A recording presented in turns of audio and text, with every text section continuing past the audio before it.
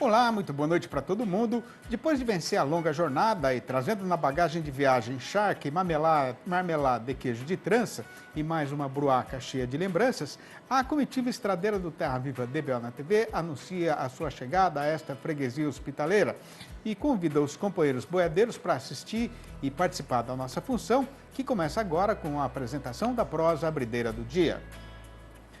Uma fazenda do município de Itirapina, aqui no interior paulista, recebeu o primeiro selo de certificação de leite carbono neutro do Brasil. Para compensar a emissão de gases de efeito estufa, a propriedade, que produz 4.000 litros de leite por dia, está cumprindo um rigoroso planejamento de plantar 3 hectares de floresta por ano. A reportagem é da nossa companheira jornalista Regina Dourado. Acompanhe.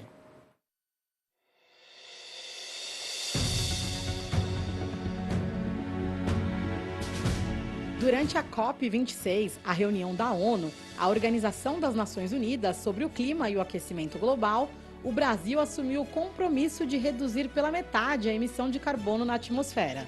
E se depender dos produtores rurais do país, a proposta vai ser cumprida com folga e tranquilidade. Tendo já à sua disposição um conjunto de tecnologias, como a integração entre lavoura, pecuária e floresta plantada, que permitem a retirada do carbono da atmosfera e a sua fixação no solo, a estratégia dos fazendeiros brasileiros é compensar e até zerar a emissão de gases nocivos ao planeta. Além dos expressivos ganhos ambientais, esta verdadeira revolução na forma de produzir também significa a otimização no uso dos recursos naturais da propriedade e o aumento da rentabilidade do setor. Com a otimização, você ganha em lucratividade e também promove a sustentabilidade, especialmente no aspecto ambiental. Então, é um ganha-ganha tanto para a sociedade, no sentido de diminuir as emissões de um alimento tão nobre quanto o leite, quanto para o produtor, que vai ter condição de otimizar o seu sistema de produção. Para que o produtor consiga que a sua propriedade seja reconhecida como carbono neutro, ou pelo menos emita menos, primeiro é necessário que ele tenha firmeza na sua decisão.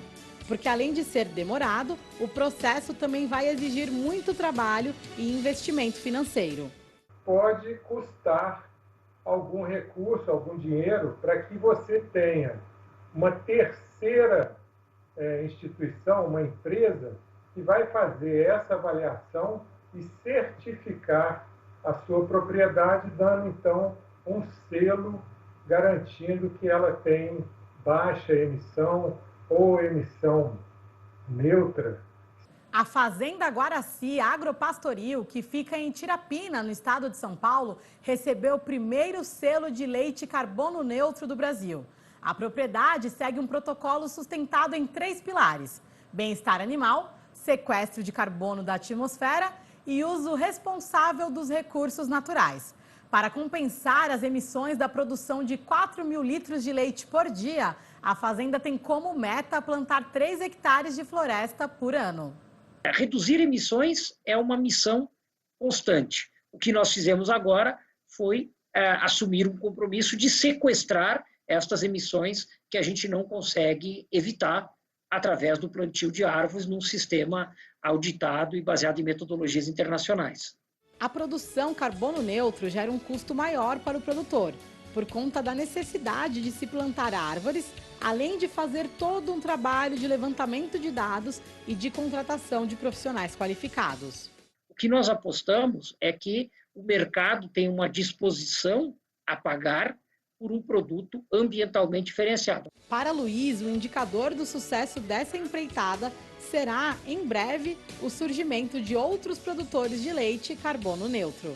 O que nós queremos é ser o pioneiro para iluminar o caminho, para que o setor, aos poucos, vá incorporando esse elemento que nós julgamos absolutamente essencial para o futuro, que é essa operação com carbono neutro.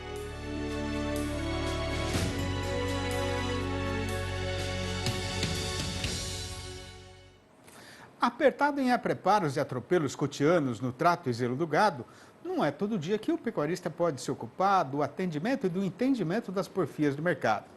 Mas não é o caso de ter, por isso, alguma agonia, porque é para atender a esta precisão e ter esta serventia que a gente apresenta aqui na nossa Lida Noticiarista a conversa com o analista.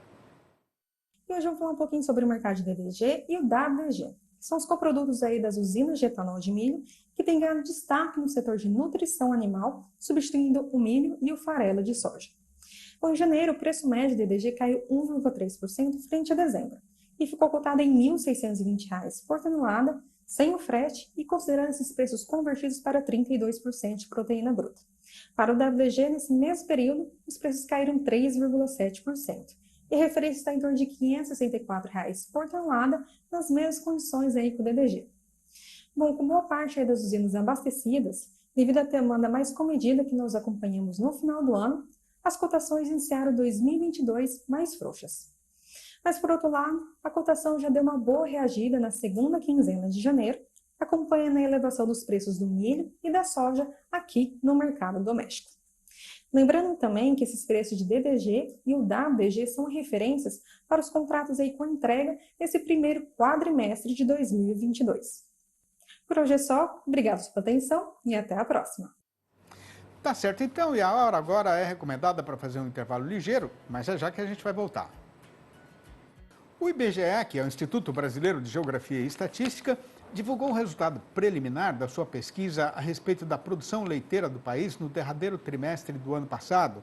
E os números apresentados no relatório mostraram uma forte redução no volume entregue nos laticínios em relação ao que tinha sido registrado no período correspondente de 2020. Pois então, para campear a explicação e entendimento a respeito deste comportamento do mercado, a gente pediu novamente a ajuda preciosa do engenheiro agrônomo Walter Galan, sócio-diretor do Milk Point Inteligência, que vai participar do programa falando ao vivo pelo computador, diretamente de Piracicaba, aqui no interior paulista. Boa noite, Walter. Mais uma vez é uma grande satisfação ter a sua presença internética aqui no nosso arranchamento eletrônico. Seja muito bem-vindo, como sempre. Boa noite, Sidney. Boa noite a todos. É um grande prazer estar de novo aqui com vocês. Obrigado, Walter. Ô, Walter, o que foi que aconteceu com o volume de leite entregue nas indústrias brasileiras no último trimestre do ano passado, hein? Bom, em relação ao trimestre anterior, o terceiro trimestre do ano, a gente sabe que normalmente a produção sobe, né, sazonalmente. Então, a gente tem um aumento de 3,6%. Mas em relação ao quarto trimestre do ano anterior, ou seja, o ano de 2020, a gente teve uma redução, como você mencionou aí na sua abertura, de uma redução importante da produção. Agora, qual que é o significado dessa queda acontecida aí na captação de leite, quando a gente faz a comparação do quarto trimestre do ano passado com o período correspondente de 2020, né? A gente teve uma queda de 5,7%, quase 6%, em relação ao mesmo período do ano anterior, do de 2020, né? Isso é reflexo do que aconteceu durante o ano todo na produção de leite, né? A gente teve os preços com uma curva diferente do que normalmente ela tem, né? Os preços começaram o ano caindo, a gente teve custos de produção crescendo, e aí não só milho e soja também, os dois principais itens de custo, a gente teve o restante dos custos de produção subindo bastante. Então foi um cenário bastante complicado aí que trouxe uma desaceleração da produção durante o ano. Isso que eu ia te perguntar, né? Quer dizer, de que forma esses números influenciaram aí o resultado do ano passado inteiro, Walter? O ano passado, o número consolidado aí com esse dado do IBGE é de uma queda de produção de leite de 2,4%. Então, como eu mencionei, o ano começou com a produção crescendo e terminou com a produção caindo muito fortemente. Já fazia um bom tempo, né, que a gente não tinha aí no Brasil uma redução na captação de leite de um ano para o outro, assim como aconteceu agora, né? O último ano foi 2016, quando a produção caiu quase 4%, 3,7%. Então, de fato, há algum tempo não acontecia isso. Agora, juntando tudo isso que você falou, Walter, o que foi que pesou mais aí para o mercado ter chegado nesses resultados? A gente falou do custo de produção, do preço de leite, perdão, que ao invés, normalmente a gente vê o preço subindo no começo do ano. O ano passado ele começou caindo. Esse é um primeiro motivo. Custos de produção subiram bastante, milho e soja, mas os outros custos também, fertilizantes, defensivos, com a subida do câmbio, o custo de produção sobe bastante. Tem outro fator fora do leite, que é o preço da arroba de boi, né? Então, muitos pecuaristas fazem a conta, né? Se vale a pena seguir produzindo leite ou mandar a vaca para o gancho. O ano passado, muita gente mandou a vaca para o gancho. Isso tudo significa, no ano passado, uma queda significativa na rentabilidade do produtor, que gerou essa queda na produção de leite. Walter, o que é que deve acontecer com a produção de leite no Brasil agora, nesses primeiros meses de 2022? A gente segue na mesma tendência do final do ano passado, ou seja, uma queda aí, eu acredito, de uns 6, 7% em janeiro e fevereiro, em relação a janeiro e fevereiro do ano passado. Walter, agora, mudando um pouquinho o rumo da prosa, né? Mesmo com as perdas acontecidas aí em algumas regiões importantes, a safra de grãos desse verão pode aliviar o peso do custo de produção do setor leiteiro brasileiro? Alivia, eu diria, temporariamente, né, Sidney? Os preços cedem um pouco no mercado em função da colheita da safra de verão, principalmente soja, mas os mercados futuros, eles sinalizam ainda preços altos, tanto para milho quanto para soja, mais para soja nesse momento do que para milho, mas para os dois, no primeiro semestre desse ano. Então, o produtor tem que ficar bastante atento e não pode abusar da sorte, é acompanhar o mercado muito de perto para fazer compras melhores aí dos dois grãos. Ô Walter, por que as importações de leite e derivados, né, do Brasil continuaram caindo e qual que é o significado disso para o produtor brasileiro? A gente sabe que o preço internacional está subindo, o GDT hoje a gente teve um leilão GDT, que é o leilão internacional que determina preços de leite no mercado internacional. O leite em pó foi para $4.500 a tonelada.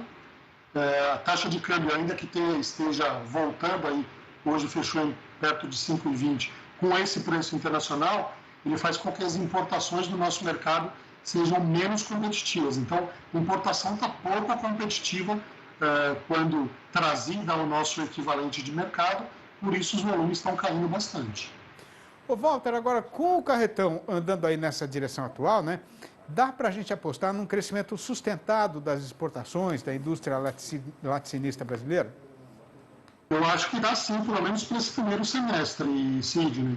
A gente não está importando, ao contrário, está exportando leite em pó. Os volumes ainda são pequenos, mas estão crescendo. O preço internacional segue alto, taxa de câmbio baixou, mas não está atrapalhando tanto. Então, eu acho que a gente vai ter uma boa saída aí para a cadeia láctea nas exportações, pelo menos nesse primeiro semestre desse ano. Falando do mercado internacional agora, né? O que é que está provocando essa alta do leite e dos derivados no mundo inteiro, hein? Muita demanda, o preço do petróleo alto significa demanda alta, né? Porque os grandes importadores de leite são exportadores de petróleo, são produtores de petróleo. China também segue demandando bastante. E, por outro lado, soja e milho subiram, não só aqui para o nosso mercado, subiram no mundo todo. Isso tem desestimulado a produção em muitos mercados. Estados Unidos, União Europeia, Nova Zelândia teve problema climático, recente, então a produção baixou na Nova Zelândia. Então a gente tem menos oferta, mais demanda, por isso os preços se mantêm altos. Só para a gente arrematar a prosa, Walter, como é que está a situação dos nossos vizinhos aqui no Mercosul, Argentina e Uruguai?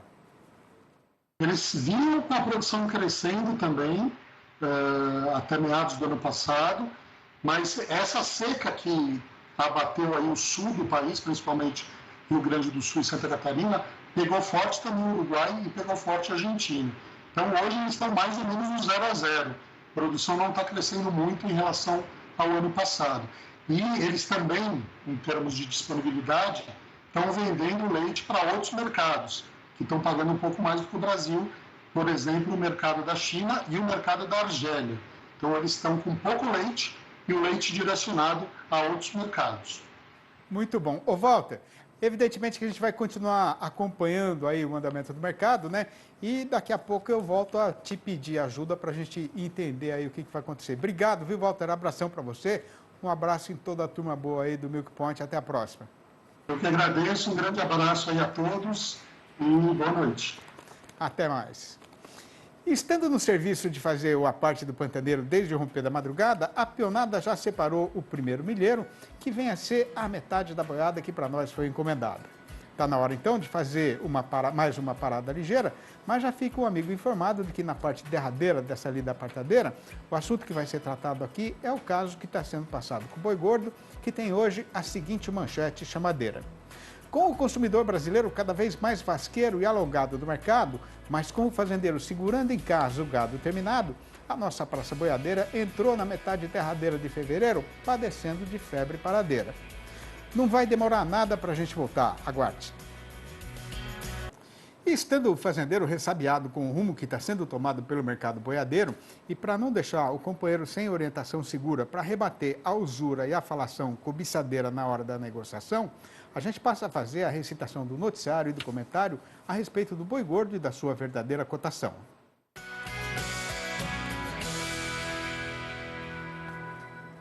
Levando em consideração que o fevereiro é um mês falhado, que teve de ser encurtado para poder caber no calendário, repare o companheiro boiadeiro que está aí na frente da televisão escutando a nossa falação, que a sua metade derradeira já foi começada nesta terça-feira. E por conta disso, de acordo com a tradição, a previsão é de febre paradeira para o mercado pecuário nacional. Conforme sempre foi do conhecimento geral, mesmo quando o mundo ainda era normal, o salário do trabalhador brasileiro sempre ficou muito longe de cobrir o mês inteiro, né? Se antes já era assim, agora então, com o agravamento da pandemia, o desemprego, a volta da inflação e a trapeira que está derrubando a economia brasileira, o dinheiro não demora nada na algibeira do vivente e já vai embora logo depois do pagamento. O resultado é que, se o movimento já estava ruim nesses dias recentemente passados, daqui para frente vai ter cada vez menos gente no balcão do açougue. Já no setor exportador, a situação é completamente diferente, com um forte aumento do movimento e com o comprador estrangeiro, especialmente o nosso estimado freguês chinês, passando o rodo no que tiver de carne no mercado e mandando carregar. De acordo com a SECEX, que é a Secretaria de Comércio Exterior do Ministério da Economia, nas 2 primeiras semanas do mês presente, os frigoríficos brasileiros despacharam lá para fora um total de 73.400 toneladas do produto in natura. Este volume dá uma média diária de 8.200 toneladas, o que representou um crescimento de 43,9% em relação ao período correspondente do ano passado. O preço médio da nossa mercadoria subiu para $5.500 por tonelada, com uma alta de 21,3% fazendo a mesma comparação.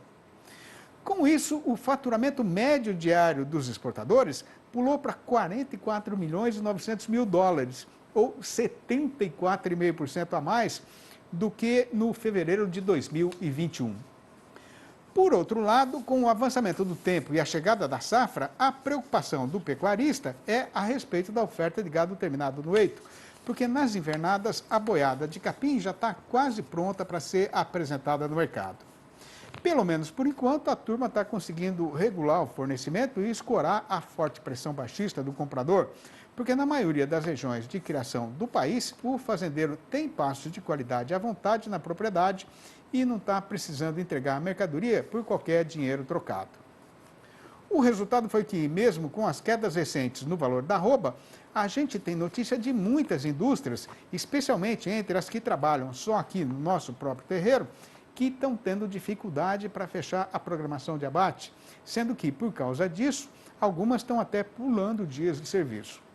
No balanço do dia da Scott Consultoria, foram apuradas mudanças nas cotações em 6 das 32 regiões pesquisadas e, desta vez, em todas elas o preço caiu.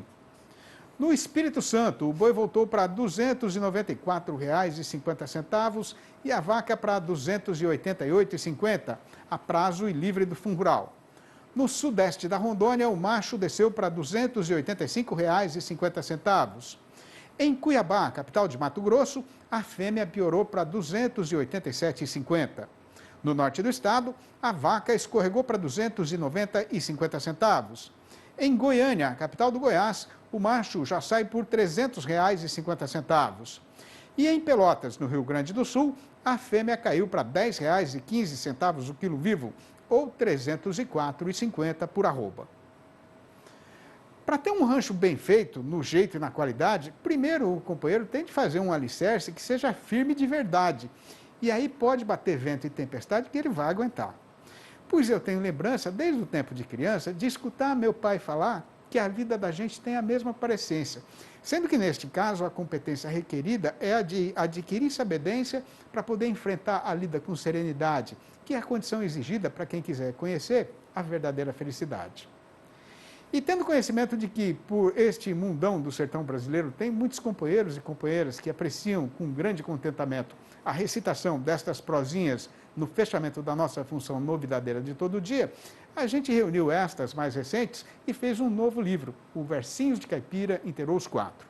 Quem quiser comprar um exemplar ou logo a coleção inteira, pode ligar diretamente para mim, no meu telefone particular, que é o 11 98224 1807. Ou mandar um e-mail para sidneymastro@uol.com.br ou ainda me achar lá no Facebook. E tendo já abanado e peneirado as notícias do dia, a comitiva pede licença para fazer a retirada e se despede do povo desta freguesia, deixando combinada a volta do Terra Viva DBO na TV para amanhã, às 6h30 da manhã e às 7h25 da noite. Um abraço para todo mundo e até mais ver então.